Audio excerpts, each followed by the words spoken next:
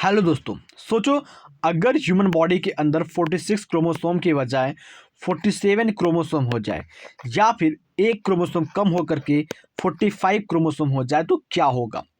ऐसे में सिर्फ एक क्रोमोसोम का फर्क आता है और पूरी लाइफ चेंज हो जाती है।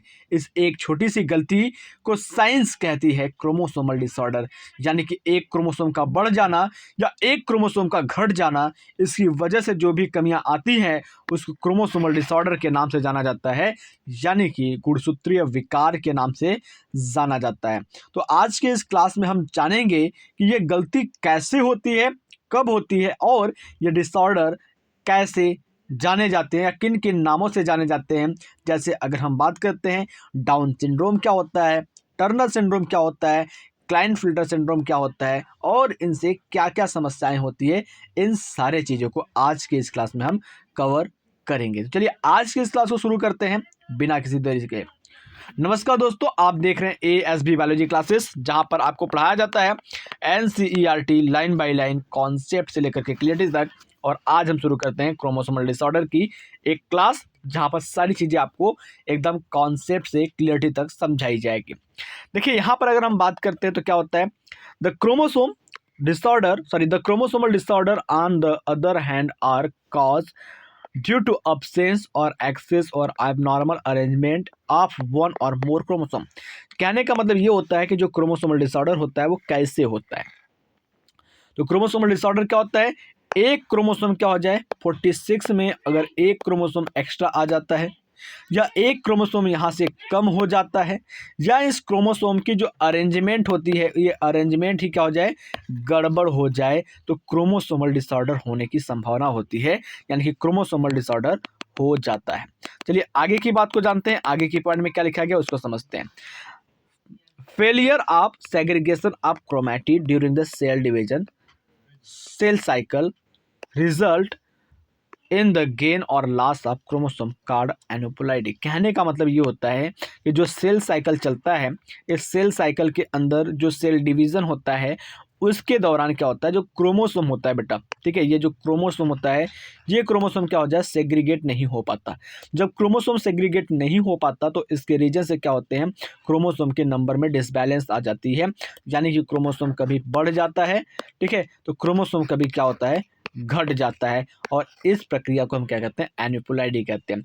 यानी कि अगर आपको यहाँ से एक क्वेश्चन मैं आपको और बताऊं, एक एक्स्ट्रा क्वेश्चन, तो ये वो क्वेश्चन है जो आपके बोर्ड एग्जाम में और नीट एग्जाम में काफ़ी ज़्यादा पूछा जाता है, एनुपुलाइडी और दूसरा है पॉलीपुलाइडी। अगर एनुपुलाइडी की बात करते हैं तो एनुपुलाइडी में क्या होता है, सेल डिवीजन के दौरान जो क्रोमोसोम है उसमें लॉस या गेन हो जाते हैं, यानी कि एक क्रोमोसोम कम हो जाता है या एक क्रोमोसोम बढ़ जाता है, इसको एनोपोलाइडी कहते हैं। एग्जाम्पल की बात करते हैं डाउन सिंड्रोम। अब डाउन सिंड्रोम की बात करते हैं तो क्या होता है, इसका रिजल्ट जो होता है उसमें एक क्रोमोसोम एक्स्ट्रा हो जाते हैं, यानी कि जो 21 पेयर का क्रोमोसोम होता है उस पर एक्स एक्स प्लस एक्स हो जाता है, ठीक है, यानी कि 21 पर क्या हो जाता है, एक क्रोमोसोम एक्स्ट्रा आ जाता है। तो यहाँ पर क्या होता है, ह्यूमन बॉडी के अंदर 46 के जगह पर क्या हो जाता है, एक क्रोमोसोम बढ़ करके 47 क्रोमोसोम हो जाते हैं और इसको कहते हैं डाउन सिंड्रोम। अब डाउन सिंड्रोम की बात करते हैं बेटा, तो डाउन सिंड्रोम में क्या चीज़ें होती है, कैसे इसको पहचानेंगे, तो इसके बारे में आगे हम एकदम डिटेल से बात करने वाले हैं, जहां पर आपको सारी चीज़ें समझ में आएगी। दूसरा अगर हम बात करते हैं, सोचो अगर एक क्रोमोसोम 46 में से क्या हो जाए, माइनस हो जाए और एक 45 हो जाए तो क्या होगा। तो यहाँ पर देखिए देखिए इसी प्रकार से अगर हम बात करते हैं Turner syndrome result due to the loss of x chromosome in human female, यानी कि जो ह्यूमन फीमेल होती है वहाँ पर क्या होता है, जो क्रोमोसोम होता है वो एक क्रोमोसोम कम हो जाता है, यानी कि एक्स एक्स की जगह पर एक्स 0 हो जाता है और ऐसी फीमेल में बहुत सारी दिक्कतें आती है। देखिए failure of cytokinesis after the telophase stage of cell division result in an increase in whole set of chromosome in an organism and this phenomenon is known as the polyploidy। यानी कि अगर हम बात करते हैं जब 46 की जगह पर क्या हो जाए, क्रोमोसोम क्या हो जाए, पूरा का पूरा सेट क्रोमोसोम का क्या हो जाए, इंक्रीज हो जाए, एक सेट ही पूरा डुप्लीकेट हो जाए यानी कि डबल हो जाए, उसको हम पॉलीपोलैरिटी कहते हैं। और ये कब होता है, तो फेलियर ऑफ साइटोकाइनेसिस यानी कि कोशिका विभाजन की जो प्रक्रिया होती है वो फेल हो जाती है टीलोफेज स्टेट के बाद, आफ्टर सेल डिवीजन यानी कि कोशिका विभाजन की, रिजल्ट इन इंक्रीज यानी कि रिजल्ट क्या होता है इसका, इंक्रीज हो जाता है in whole set of chromosome, संपूर्ण क्रोमोसोम के सेट में, इन ऑर्गेनिज्म, एक ऑर्गेनिज्म में, and this phenomenon is known as polyploidy, और इस प्रक्रिया को क्या कहते हैं, पॉलीपोलैरिटी कहते हैं। This condition is often seen in the plant. और वैसे अगर हम बात करते हैं जो पॉलीपोलैरिटी होती है बेटा, ये पॉलीपोलैरिटी क्या होती है, केवल और केवल प्लांट के अंदर देखी जाती है, इंसानों के अंदर नहीं देखी जाती। और जो एनोपोलैरिटी होती है वो क्या होती है, इंसानों के अंदर, जानवरों के अंदर देखी जाती है। अब दो मेजर डिफरेंस की बात करते हैं बेटा, पॉलीपोलैरिटी और एनोपोलैरिटी की, तो आप समझिएगा। तो मैं पहले आपको लिख कर देता हूं एन्यूपोलैरिटी, एन्यूपोलैरिटी, और दूसरी तरफ लिख देता हूं मैं आपको पॉलीपोलैरिटी, पॉलीपोलैरिटी। देखो एन्यूपोलैरिटी में क्या होता है, यहाँ पर कलर चेंज करूंगा तो आपको अच्छे से समझाऊंगा। अगर एन्यूपोलैरिटी की बात करते हो तो यहाँ पर क्या होता है, सिंगल क्रोमोसोम बढ़ जाता है या फिर सिंगल क्रोमोसोम घट जाता है, ठीक है, सिंगल सिंगल होते हैं। और यहाँ पर बात करते हैं तो क्या होता है बेटा, यहाँ पर होल सेट, पूरी की पूरी सेट ही क्या हो जाती है, डिस्टर्ब हो जाती है, पूरी की ही पूरी सेट ही क्या हो जाती है, डबल हो जाती है, उसको कहते हैं पॉलीपोलैरिटी। जो एन्यूपोलैरिटी होता है वो एनिमल में, विशेषकर ह्यूमन की बात करते हैं उसमें पाया जाता है। और पॉलीपोलैरिटी की बात करते हैं बेटा, ये किसमें पाया जाता है, प्लांट्स के अंदर पाए जाते हैं। आई होप आप एन्यूपोलैरिटी और पॉलीपोलैरिटी के बीच में अंतर समझ गए होंगे। तो एन्यूपोलैरिटी पूछता है तो यहाँ पर सिंगल क्रोमोसोम का नंबर डिसबैलेंस होता है, और पॉलीपोलैरिटी में क्या होता है, पूरी की पूरी नंबर ही डिसबैलेंस हो जाती है। आगे देखते हैं। The total number of chromosome in normal human cell is 46 यानी कि 23 पेयर। एक नॉर्मल इंसान के अंदर क्या होता है, जो क्रोमोसोम की नंबर होती है 46 होती है, यानी कि 23 जोड़ी होती है, जिसमें से 22 जोड़ी जो क्या होते हैं ऑटोसोम होते हैं, और एक पेयर का होता है आपका सेक्स क्रोमोसोम होता है। यानी कि यही जो आपका एक पेयर होता है वो क्या करता है, सेक्स डिटरमाइन करने का काम करता है। यानी कि फीमेल के अंदर एक्स एक्स और मेल के अंदर एक्स वाई होते हैं। ये कौन से पेयर होते हैं, 23rd पेयर। क्या होते हैं ये, 23rd पेयर ऑफ क्रोमोसोम जो होते हैं ये वही होते हैं। बाकी अगर हम बात करते हैं चाहे वो मेल हो चाहे वो फीमेल हो, तो इसमें क्या होता है, चाहे वो मेल हो चाहे वो फीमेल हो, उसमें क्या होता है, फर्स्ट पेयर से लेकर के आपका 22nd पेयर जो होता है, ठीक है, फर्स्ट पेयर से 22nd पेयर जो होता है वो आपका क्या होता है, ऑटोसोम होता है, ठीक है, ऑटोसोम होता है। यानी कि यहाँ पर मेल और फीमेल में दोनों में अलग अलग नहीं होते हैं, एक जैसा होता है। और 23rd पेयर जो होता है वो क्या होता है, हेटेरोसोम होता है, हेटेरोसोम होता है। कहने का मतलब ये सेक्स क्रोमोसोम के नाम से जाना जाता है, सेक्स क्रोमोसोम के नाम से जाना जाता है, बिकॉज यही क्रोमोसोम होता है जो आने वाले संतान में मेल और फीमेल को डिटरमाइन करने का काम करता है। तो आई होप जो भी चीज़ें मैं आपको यहाँ पर बता रहा हूँ वो सारी चीज़ें आप अच्छे तरीके से समझ पा रहे होंगे, ठीक है। चलिए तो यहाँ पर देखते हैं आगे, तो क्या बताया जा रहा है उसको समझिए बेटा।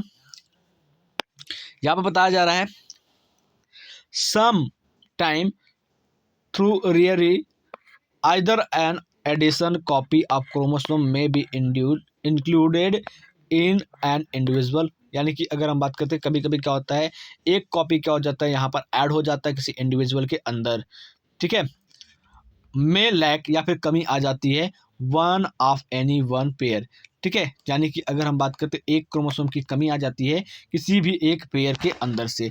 आई होप आप चीज़ को भी समझ पा रहे होंगे, कैच कर पा रहे होंगे। जस्ट एक सेकेंड, स्टाइलिश थोड़ा सा जवाब दे रहा है, इसको कैच कर दूं, ठीक। चलिए आगे अगर हम बात करते हैं तो क्या होता है यहाँ पर उसको भी समझिए। तो यहाँ पर देखिए क्या लिख रहा है कि pair of chromosome, this situation are known as the trisomy. ऐसे सिचुएशन क्या करते हैं, ट्राइसोमी। कहने का मतलब क्या होता है कि जैसे हमारे पास एक एक्स एक्स क्रोमोसोम है, ठीक है, एक्स एक्स क्रोमोसोम है, और यहाँ पे क्या हो रहा है, एक एक्स क्रोमोसोम जाकर के बढ़ जा रहा है, तो इस कंडीशन को क्या करते हैं हम ट्राइसोमी के नाम से जानते हैं। और अगर एक क्रोमोसोम, दो क्रोमोसोम में से क्या होता है, एक क्रोमोसोम घट जा रहा है यानी कि एक क्रोमोसोम बच रहा है, इसको कहते हैं मोनोसोमी। अगर ऐसे नहीं समझ में आया तो आप इस तरीके से समझिए। क्या समझेंगे, जैसे ऑलरेडी आपके पास किसी पेयर में क्या होते हैं, हमेशा पेयर में दो होते हैं ना। अब यहाँ पे क्या हो रहा है, एक एक्स्ट्रा क्रोमोसोम क्या हो रहा है, जुड़ जा रहा है। जब ये एक्स्ट्रा क्रोमोसोम जुड़ जाए तो यहाँ पर एक्स एक्स एक्स ये 3 हो जा रहे हैं, इसको हम क्या कहेंगे, ट्राइसोमी। क्या कहेंगे, ट्राइसोमी कहेंगे। ठीक है।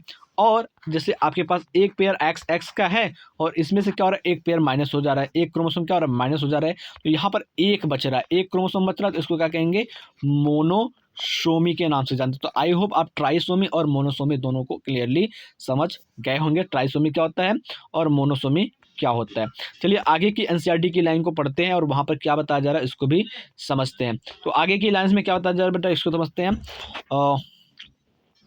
Respectively, such a situation lead to very serious consequence, यानी कि ये जो कंडीशन होता है क्या करता है, बहुत सीरियस कॉन्सिक्वेंस को लेकर आता है इन द इंडिविजुअल यानी कि जीव में। Down syndrome, Turner syndrome, Klinefelter syndrome are common example of the chromosome disorder. यानी कि अगर हम बात करते हैं जो आपके डाउन सिंड्रोम होते हैं, टर्नर सिंड्रोम होते हैं, क्लाइनफिल्टर सिंड्रोम होते हैं, ये सारे क्या होते हैं, कॉमन एग्जाम्पल होते हैं क्रोमोसोमल डिसऑर्डर के, यानी कि गुणसूत्र की संख्या में बढ़ोतरी या घटोतरी के कारण होने वाले ये रोग होते हैं। तो सबसे पहले बेटा अगर हम बात करते हैं तो बात करते हैं डाउन सिंड्रोम की। तो डाउन सिंड्रोम क्या होता है उसको देख लीजिए आप। तो डाउन सिंड्रोम का जो आपको सिम्पटम होता है वो आपको दिखाई देता है यहाँ पर। ठीक है, एक छोटे से बच्चे हैं, बच्चे के हार्ट में भी क्या होता है, कॉन्जेनिटल डिजीज हो जाता है। तो इस तरीके से भी क्या होता है, डाउन सिंड्रोम को दिखाई देता है। और दूसरी बात यहाँ पर क्रोमोसोम है, इस क्रोमोसोम को भी देख करके आप डाउन सिंड्रोम को समझ सकते हैं।